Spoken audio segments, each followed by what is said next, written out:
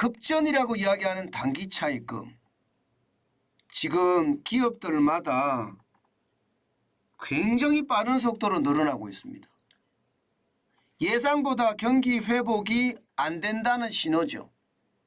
게다가 그동안 쉽게 말하면 경영을 제대로 못했다는 뜻도 됩니다. 그럴 수밖에 없는 게 2020년, 2021년 통제 방역이 2022년까지 계속됐잖아요. 2년 1개월이 됐으니까 소비는 소비대로 부러지고요. 수출은 수출대로 망해서 기업들의 쉽게 말하면 영업이익률이 완전히 가라앉았다는 이야기도. 그런데 문제는 2022년 2년이 지나고 2023년이 됐는데도 이런 말입니다. 경제 회복의 어떤 모양새가 제대로 나타나지 않는다. 이렇게 이야기할 수가 있습니다. 실질적으로도 여러분 이 지표를 한번 보세요. 외부 자금 조달액 중에 말입니다. 단기 자금 비중이 39%까지 늘어났습니다. 그러니까 100억을 빌리면요. 그중에 39억이 단기 자금이라는 거예요. 단기 자금. 이 단기 자금이 많으면 여러분도 알다시피 회사가 불안합니다. 뭐 좀 과하게 이야기하면 매일 돈 꾸러 다녀야 돼. 매일 돈 꾸러 다녀야 돼. 그 중에서도 비중이 40%가 된다는 것은 여러분 이게 3년 내 최고치거든요. 엄청납니다. 구체적으로 한번 볼까요? 지금 보시는 것처럼요. 2020년만 하더라도 기업이 외부에서 조달한 자금은요. 913조 7천억 원이었습니다. 여기에는 뭐 대출도 포함되어 있고요. 채권 발행한 것도 포함이 되어 있습니다. 전체적으로 보면 비중은요 35.5%였습니다. 그런데 2022년을 보세요. 외부에서 조달한 비중이 1163조 4천억 원이나 되죠.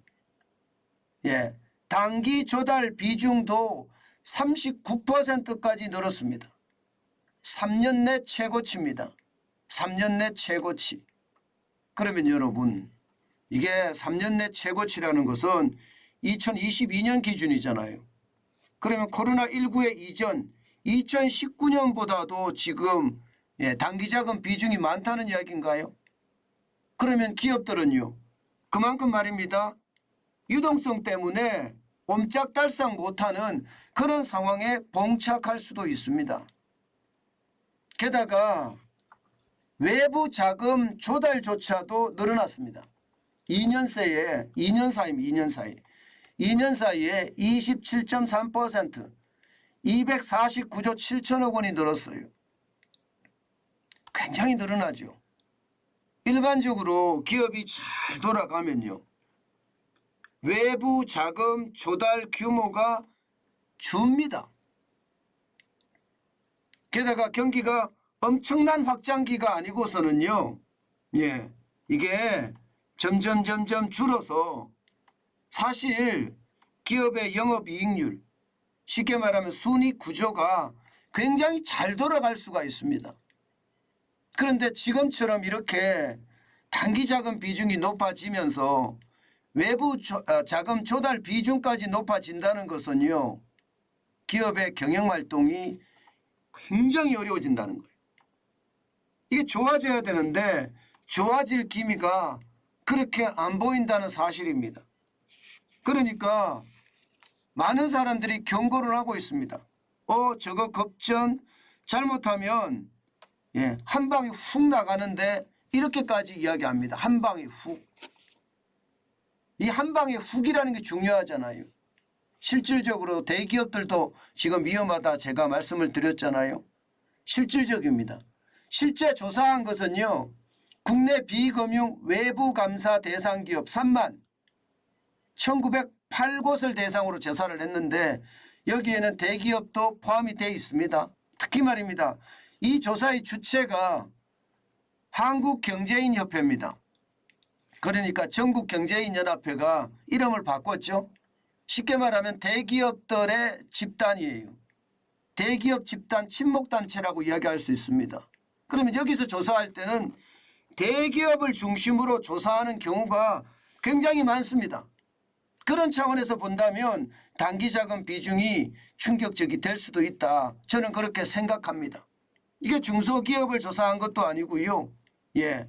그렇다고 뭐 중견기업만 조사한 것도 아니고 중소기업, 중견기업, 대기업까지 망라해서 조사를 했는데 한국경제인협회의 어떤 속성을 보면 대기업들에 대한 조사가 강하게 반영이 됐다. 이런 뜻이에요.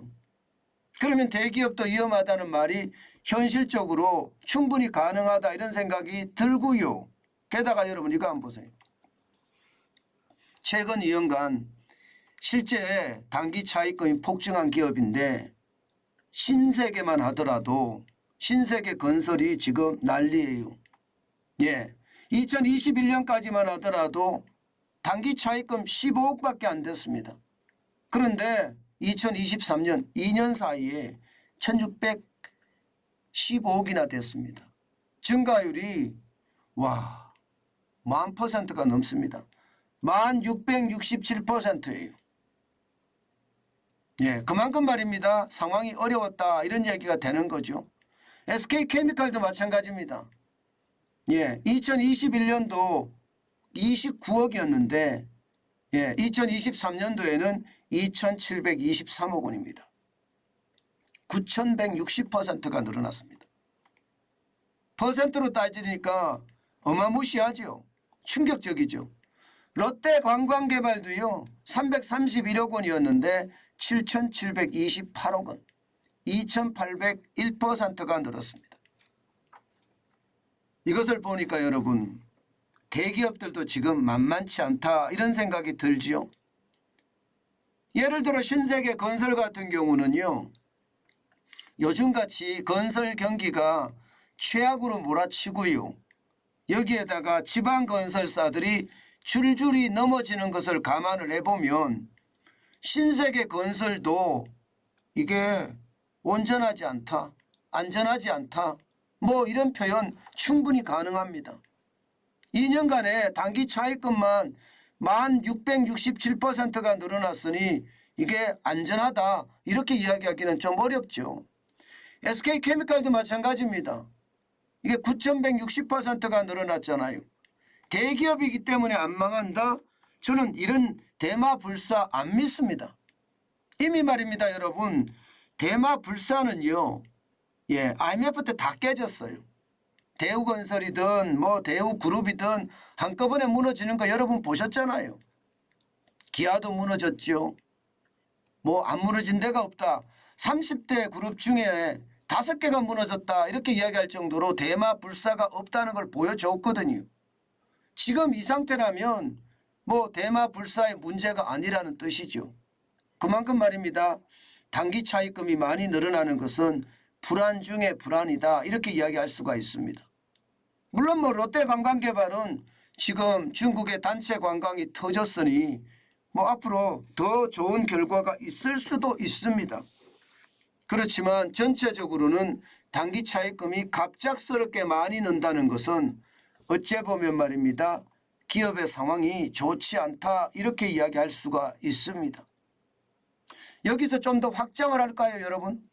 확장을 해보면 야 기업이 여전히 어렵구나 여러분 그렇게 생각이 들 겁니다. 바로 이겁니다. 기업 부채 비율이 100%를 넘긴 기업 말입니다.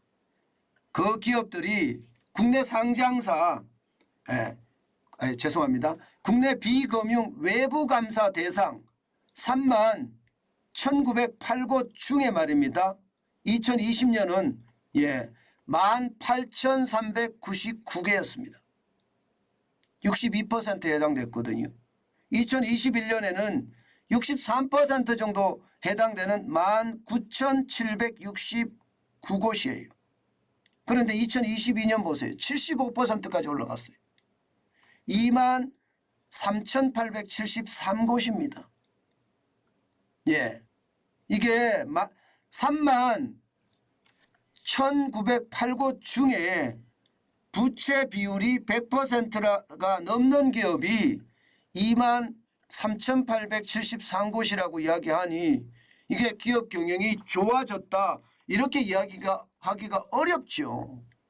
게다가 2년 새에 이게 부채 비율이 100% 넘긴 기업의 증가율이 29.8%예요. 30%잖아요. 예, 5,474곳이나 늘어났으니까요. 그러니까 기업의 상황이 심상치 않다. 이 말이 저는 틀린 말이 아니라고 생각을 합니다.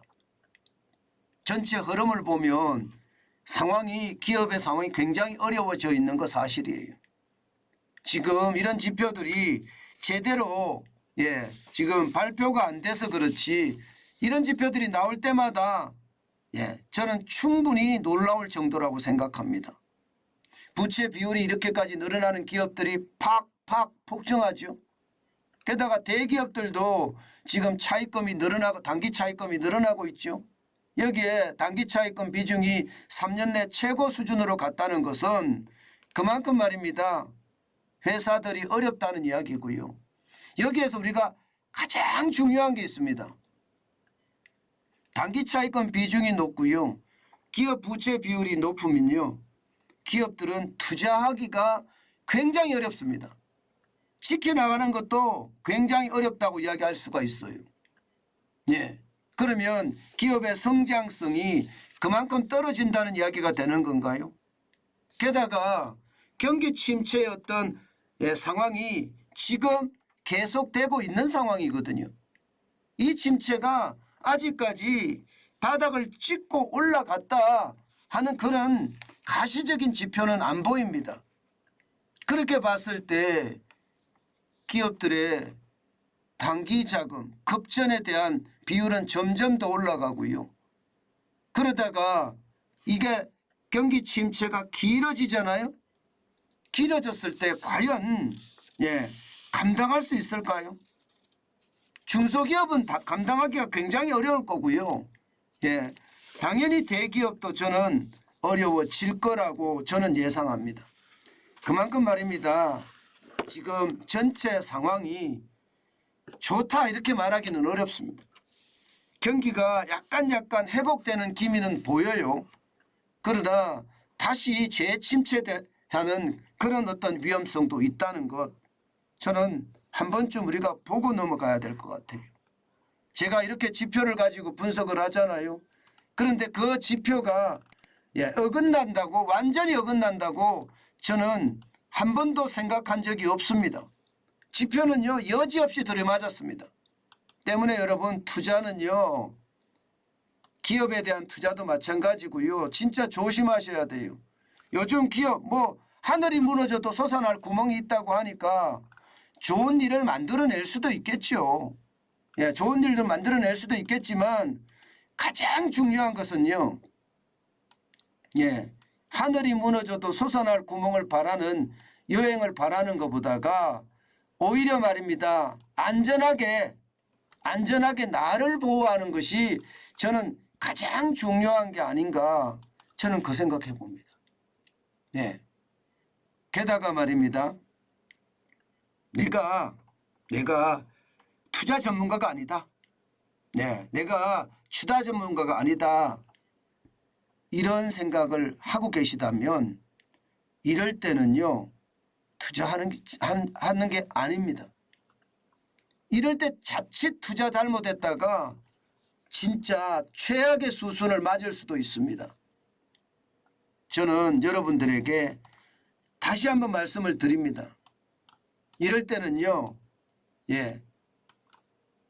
정기 예금이나 혹은 단기 채권이나 사시면서 거기다 돈을 묻어두는 거. 그러면서 제일 좋은 거는 이자 소득을 올리면서 안전한 것. 저는 그게 최고라고 생각합니다. 지금 같을 때 조심하지 않으면 내 자산이 다 날아간다는 것 반드시 생각하셔야 된다. 그 말씀 다시 한번 올립니다.